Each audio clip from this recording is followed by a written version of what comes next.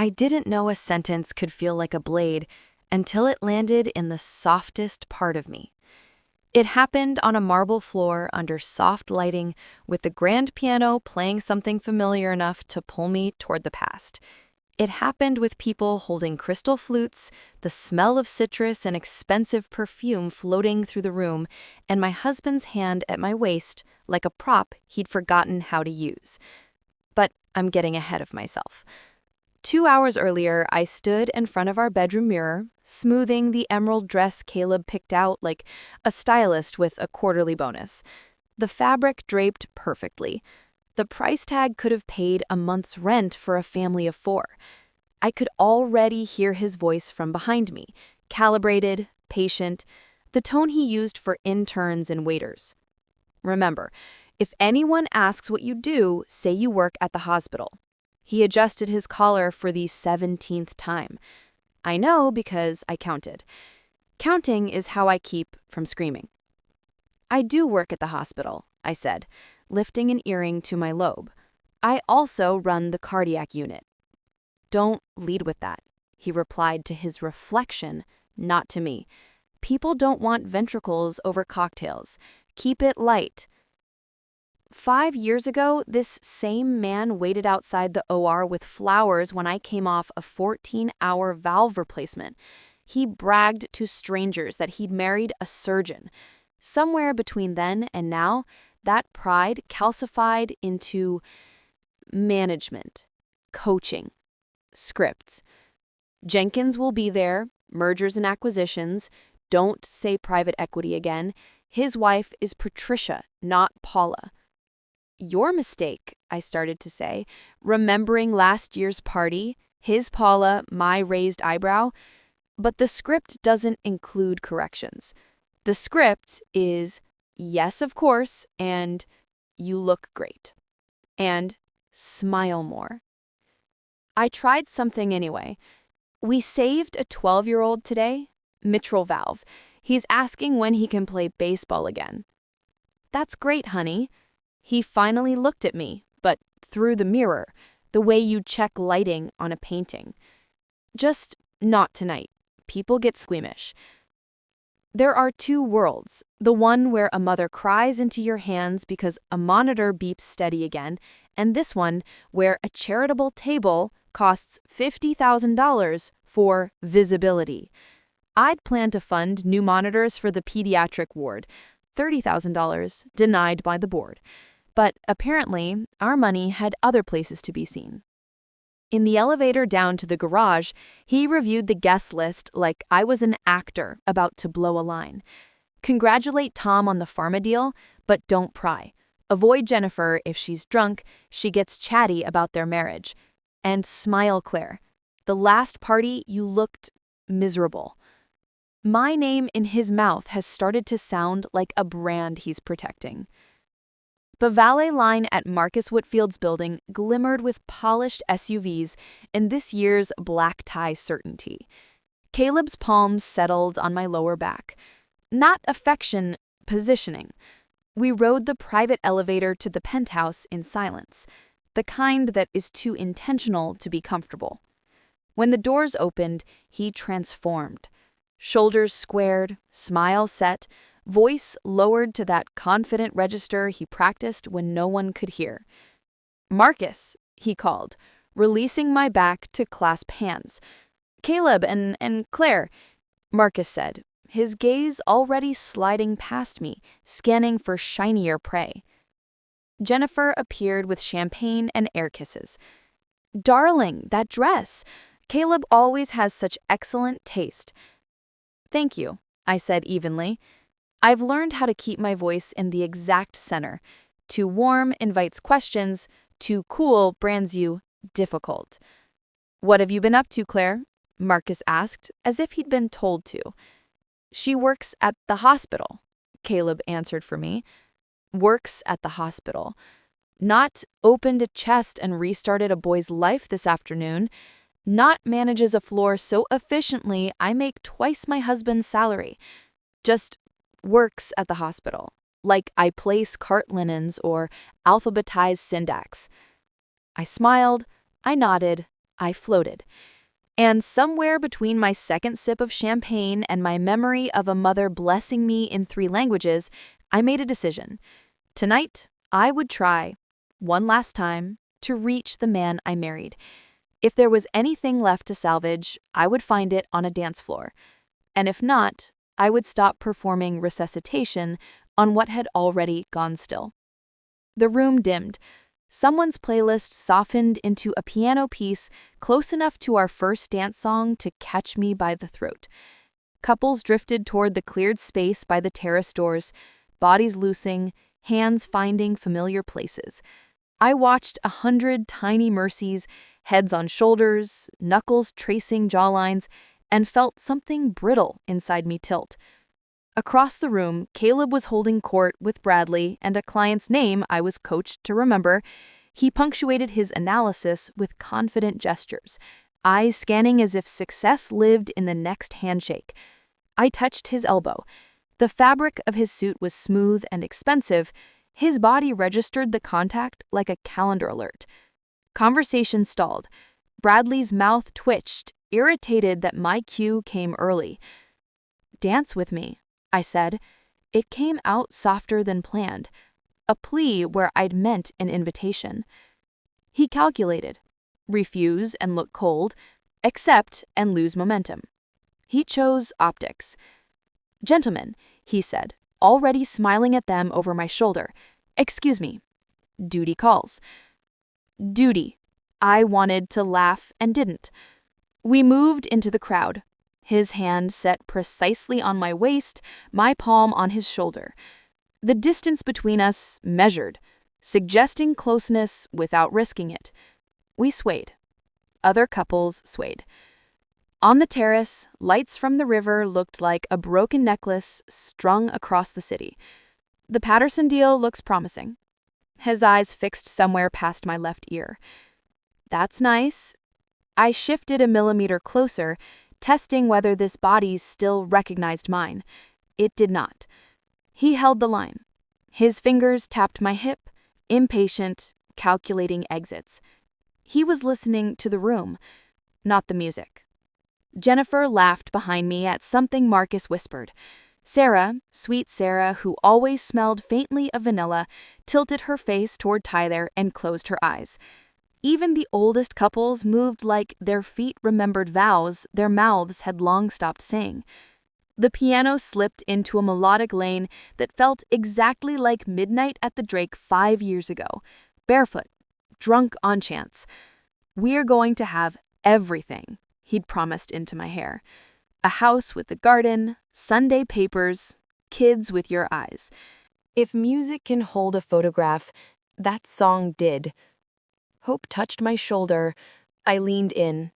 Nothing dramatic, just the kind of kiss married people share in forgiving light when they are still a team. Caleb recoiled so fast my hand fell from his shoulder. A few heads turned. His face twisted. Not annoyance, not embarrassment, disgust. It was visceral, like I'd tried to hand him poison. He raised his voice just enough to slice through piano and chatter. "I'd rather kiss my dog than kiss you." It landed, then rippled. Laughter rose in gleeful pockets. Marcus almost dropped his drink. Jennifer's hand flew to her mouth in delighted shock. Bradley clapped, for God's sake, 2 quick pats like a man rewarding a trick. The sound came in waves, bright and mean, and every wave found a soft place on me. Someone whistled. Someone lifted a phone. My cheeks burned. My hands went cold. In 1 second, I saw the last 5 years arranged in a new light. Every canceled anniversary dinner, every separate rooms until this quarter closes, every foreign perfume stitched into a collar, every unexplained charge disguised as client entertainment. The way "I love you" became a mirror instead of a sentence.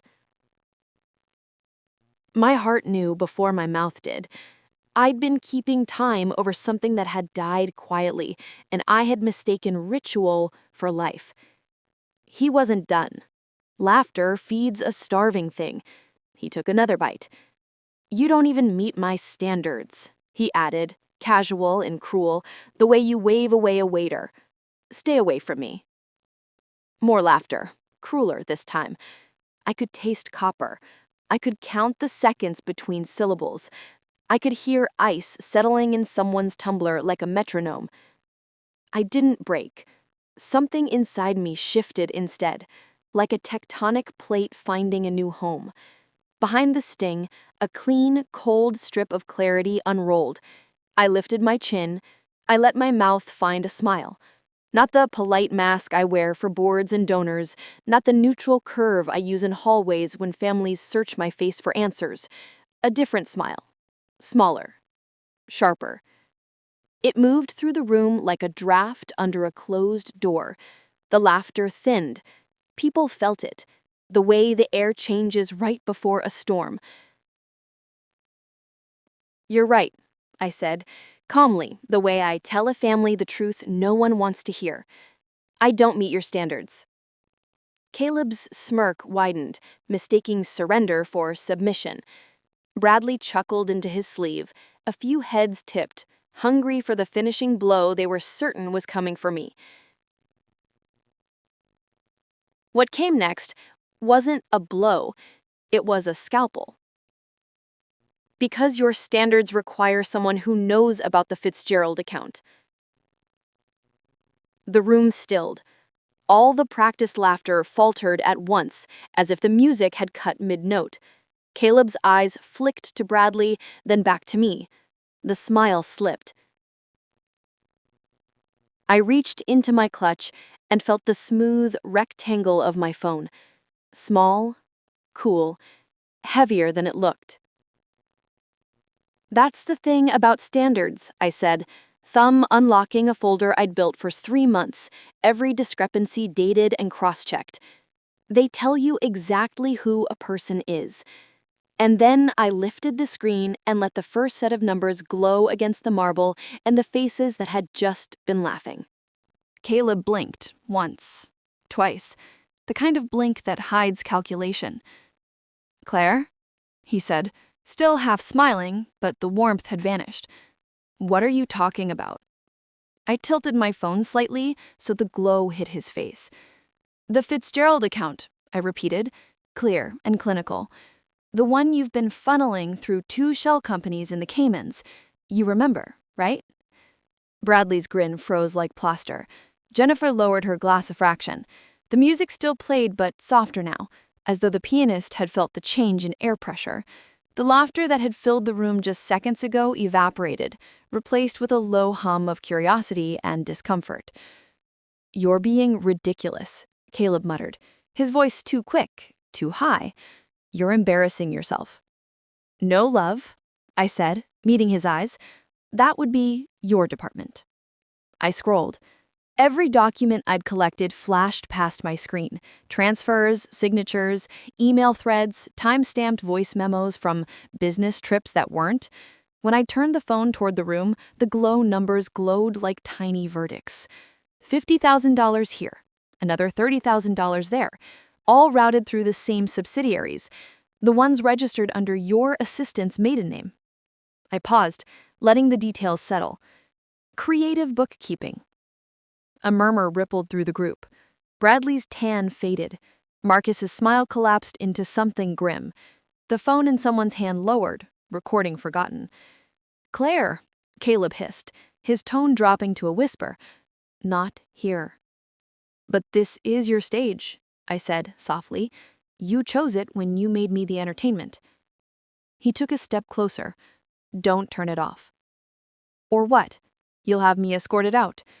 I moved half a step back, enough for the crowd to see me fully.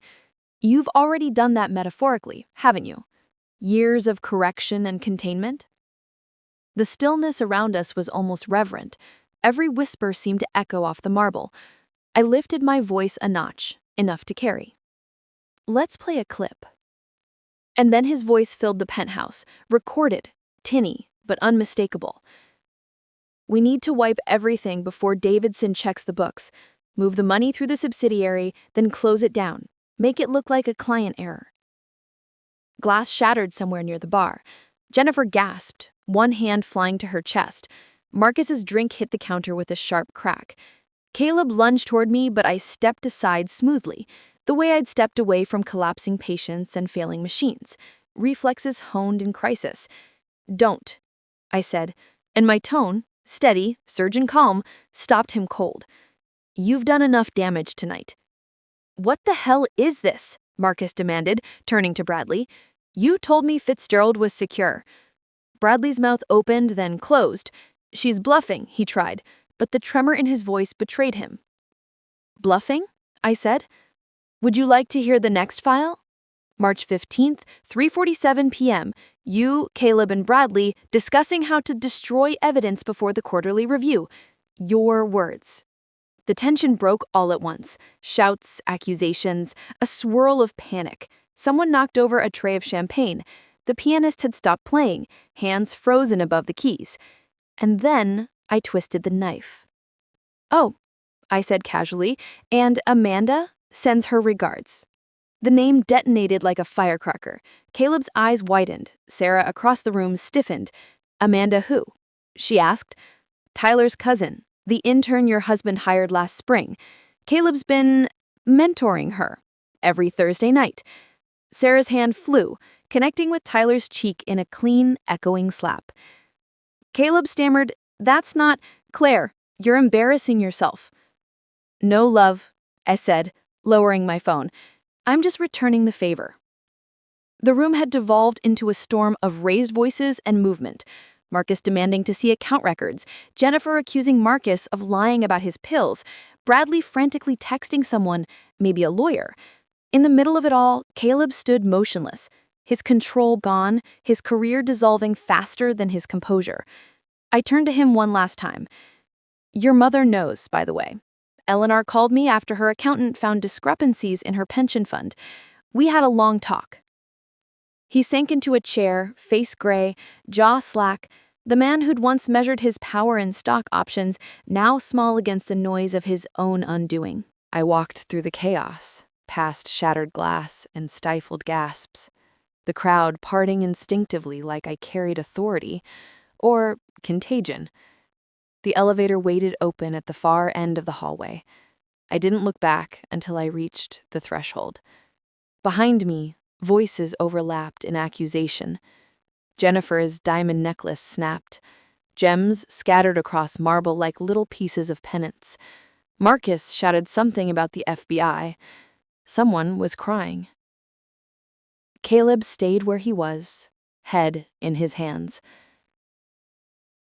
"You're right, Caleb," I said quietly, just before the doors closed. "Some kisses are beneath us." The elevator descended in silence. For 30 seconds, I let myself shake, hands trembling, pulse wild, the weight of adrenaline crashing after months of restraint. Then I straightened, fixed my reflection in the mirrored wall, and exhaled the last of the humiliation he'd built me around. When the doors opened to the lobby, I stepped out calm, composed, reborn in the wreckage he'd mistaken for victory. Outside, Chicago's night air was cold and honest. I'd gone to that party as a wife. I was leaving it as something else entirely. A surgeon again, holding the scalpel, steady, unshakable, and finally cutting myself free. The same pattern as our marriage: control, guilt, bait, charm. But I'd finally learned the difference between conversation and manipulation. I set the phone down and kept packing. Somewhere around midnight, I found our wedding album buried in the bottom drawer of his desk. Ivory leather cover, gold initials. The woman in the photos looked so sure of herself, so certain that love was enough. She didn't see the man standing beside her was already building a cage. I closed the book and dropped it into the last box. not out of spite, out of finality. At 1:12 a.m., my sister, Emma, called. "I saw Jennifer's story. It cut off mid-scream. Are you okay?" I laughed. A short, hollow sound I barely recognized as my own. "I'm fine." "I'm coming," she said. 3 hours, don't argue." When she arrived, I was asleep on the couch surrounded by boxes.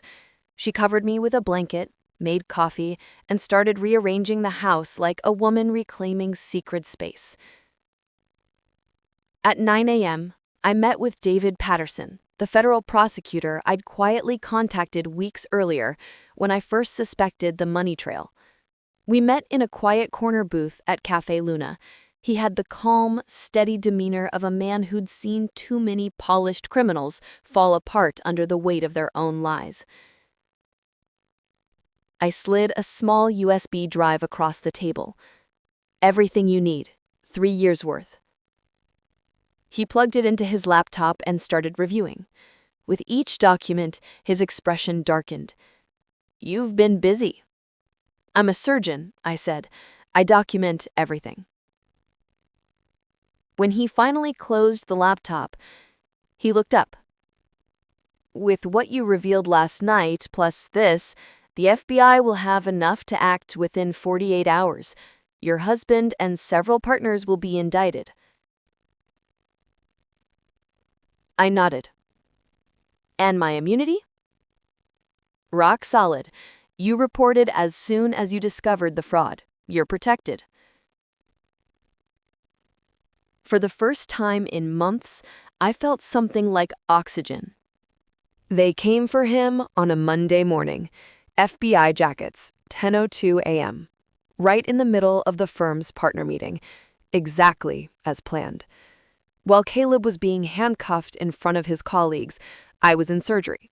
Steady hands closing the final suture on a young athlete's chest. His new heartbeat echoed through the monitors.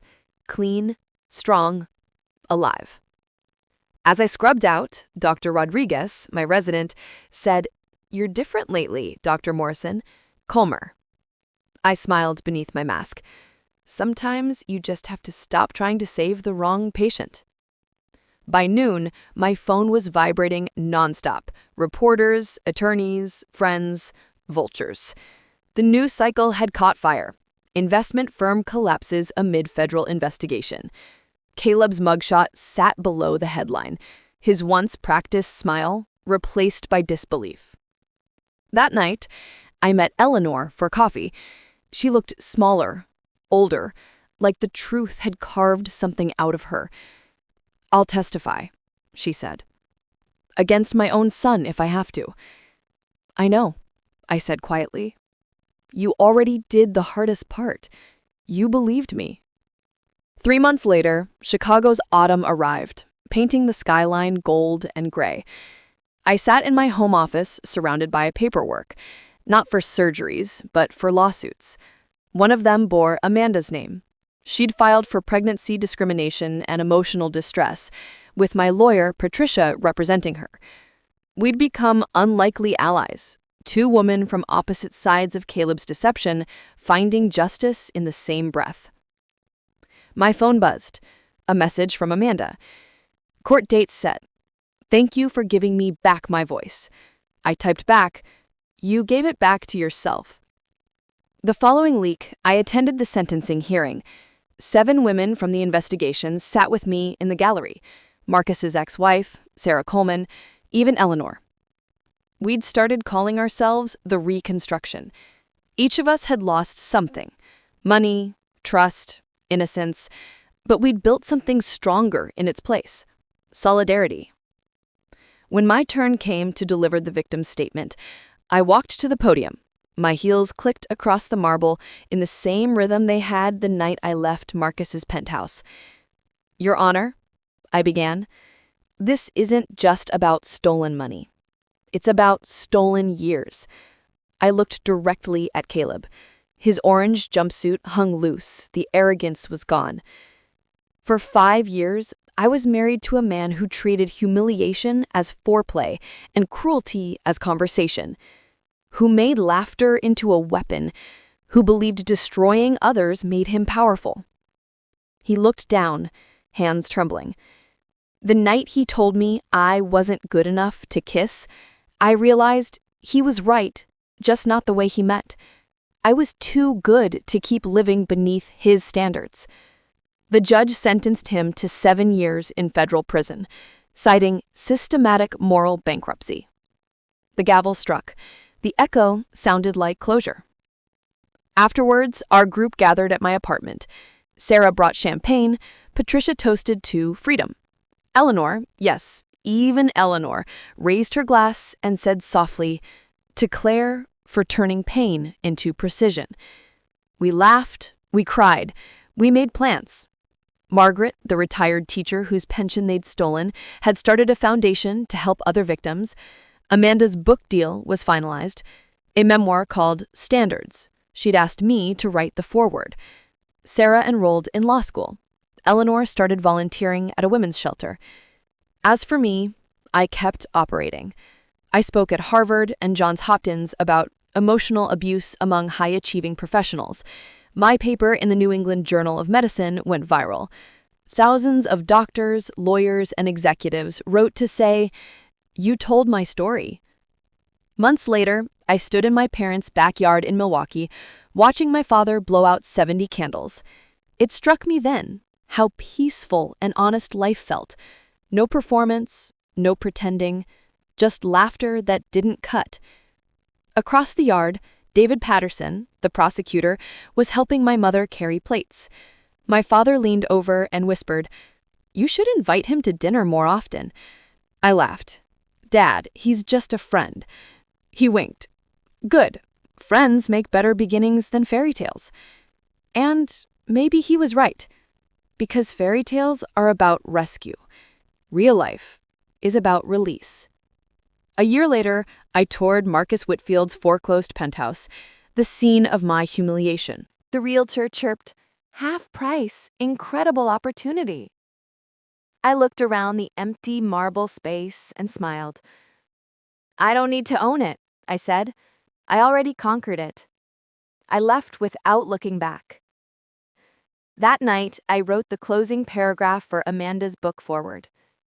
Some stories end in fire, others end in light, but the best ones end in truth, and the quiet power of a woman who finally says, "Enough." When I pressed send, I felt something loosen in my chest that had been tight for years.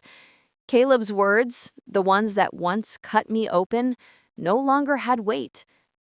They'd been replaced by something stronger. My own. If this story spoke to you, if you've ever been laughed at, silenced, or underestimated, remember this. Some words sting, but the right words, they heal. And sometimes the most powerful thing you'll ever say is simply, "I choose me."